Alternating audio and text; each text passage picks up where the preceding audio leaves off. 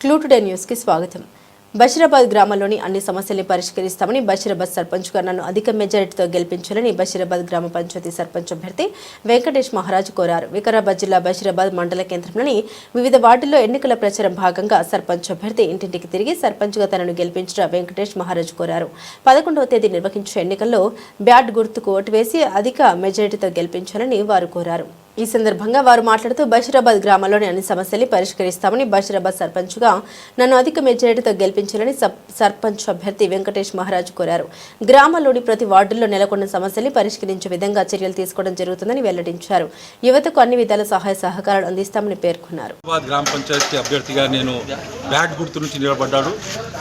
ఓటర్లకు అందరికీ నా విజ్ఞప్తి, దయచేసి 11వ తారీఖు పొద్దున్న 7 గంటల నుంచి 1 గంట వరకే ఉంటుంది సమయం, 2 గంటల వరకు. కాబట్టి అందరూ పొద్దుగాల నాష్టా చేసి అందరూ వచ్చి మీ అమూల్యమైన ఓటు బ్యాట్ గుర్తుకు వేయాలి అని మీతో అందరితో చేతులెత్తి మనవి చేస్తున్నాను. అలాగే వార్డు మెంబర్లు కూడా మా తరఫు నుంచి ఉన్న వాళ్ళ గుర్తులు చెప్తారు. వాళ్ళకు మీరు మంచి మెజారిటీతోని నాకు వాళ్ళకు ఓటేసి మా పార్టీకి మాకు చాలా గట్టిగా బలపరుస్తారని ఓటేసి గెలిపిస్తారని మీకు అందరికీ నా విజ్ఞప్తి.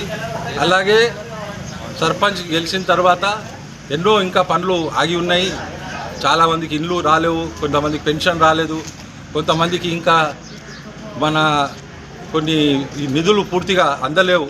అవి కాబట్టి కొంతమంది ఇప్పుడు మన కాంగ్రెస్ పార్టీ తరఫు నుంచి వచ్చిన ఆల్ గ్యారంటీలు ఏమైతే ఉన్నాయో, గ్యాస్ కానీ మిగతా పనులన్నీ అవి మేము వాళ్ళకి అందిస్తాము. దగ్గరుండి నేను చేపిస్తానని అందరికి హామీ ఇస్తున్నాను. దయచేసి మీరందరూ నా పనికి, నేను ఇన్నేళ్ళు 40 ఏళ్ళు కాంగ్రెస్ పార్టీలో వీళ్ళ సేవ చేశాను కాబట్టి మీరు సేవ చేశాను అందరికీ, ప్రజలకు.